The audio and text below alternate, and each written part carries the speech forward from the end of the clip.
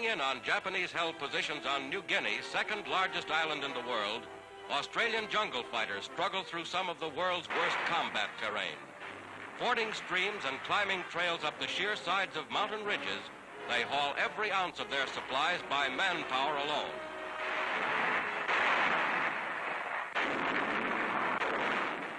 Fighting under exhausting conditions, these courageous Australians are playing a major role in pushing back the Japs in this far-flung theater of war. In sunny Italy, part of which is blanketed by snow, New Zealanders fight on a front far removed from their homeland in the South Pacific. Taking a lesson in camouflage from Soviet ski troops, they move up, supported by Italian Alpine units now fighting with the Allies.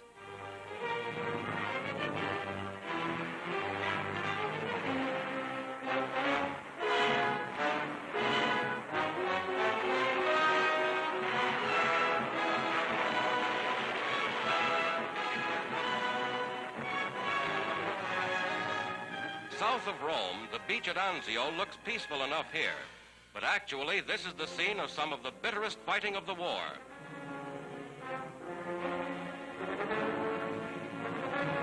German prisoners are still coming in. Here the Nazis lost 24,000 troops, killed, wounded, and captured. Some are from the famous Hermann Goering division, poured into the lines to try and stem the fierce attacks of the Allies.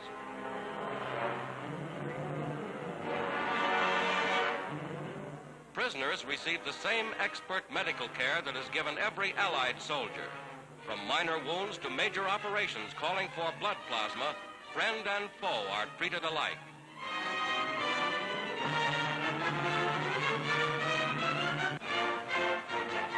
American Army nurses are right at the front to care for the wounded. They draw field rations just like the men and are prepared to stay as long as they're needed. This is typical of the spirit with which American girls are following the flag.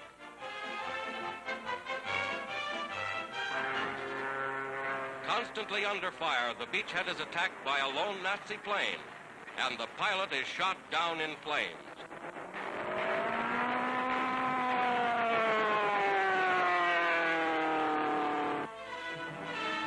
Such is this latest glimpse of war in Italy, as the Allies gather their forces for the blow the Nazis know is to come.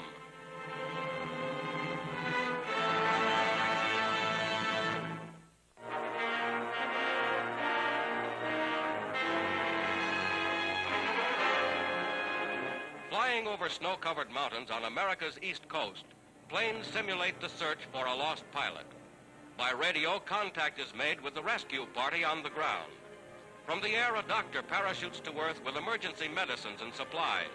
A dog team sets out to meet the lost airman. Supposedly hurt but on his feet, he has made snowshoes from twigs.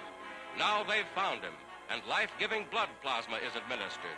The doctor holds the precious bottle against his body to keep it from freezing.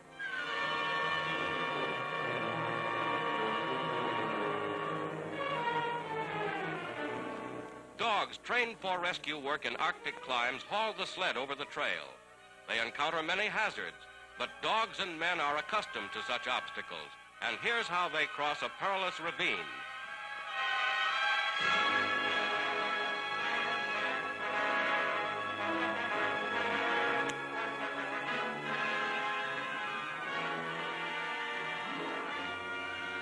Last comes the wounded pilot. Now safe and sound, he's on his way to the base.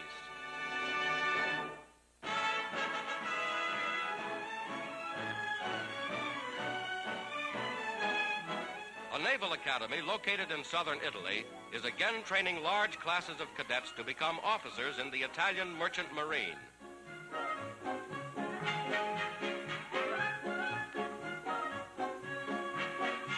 Aboard training ships anchored before the academy, the cadets learn seamanship in one of the real old-timers. Hand over hand, they scale the rigging like veteran salts. Here is one of the ways in which young Italy is being equipped to man the ships of the future.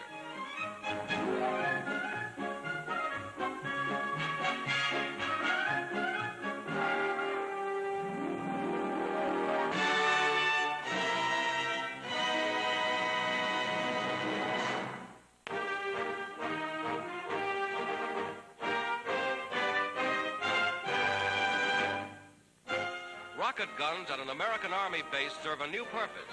They're loaded with rocket targets to be fired aloft to test the speed and accuracy of anti-aircraft guns.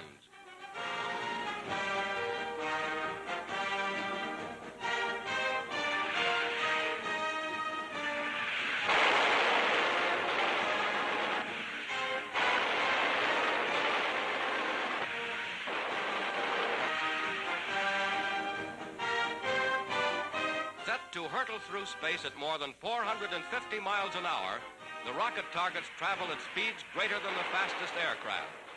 This is a sample of the terrific barrage now being hurled skyward to meet the enemy's raiders.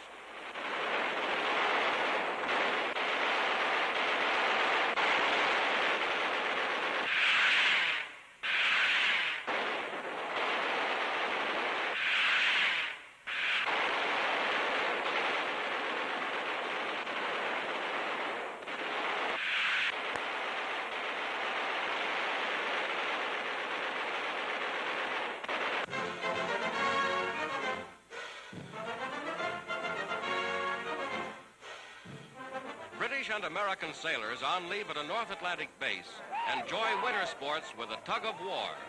Healthy, friendly rivalry between the fighting men of two great allied nations.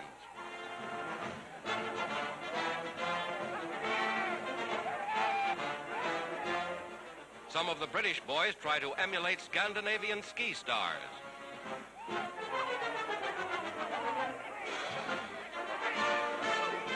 Snowshoes or skis, a few days ashore is a welcome change for men who sail the seven seas.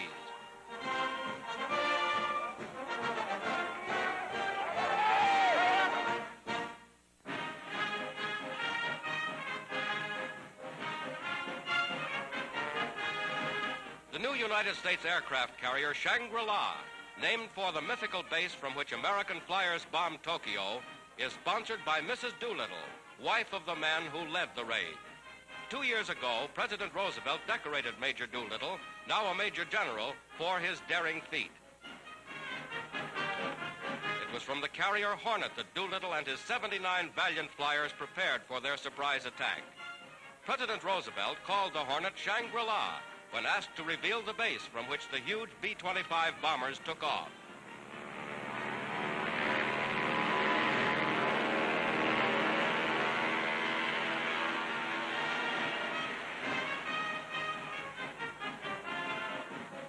Now, before a crowd of 100,000 people, Mrs. Doolittle launches the new carrier.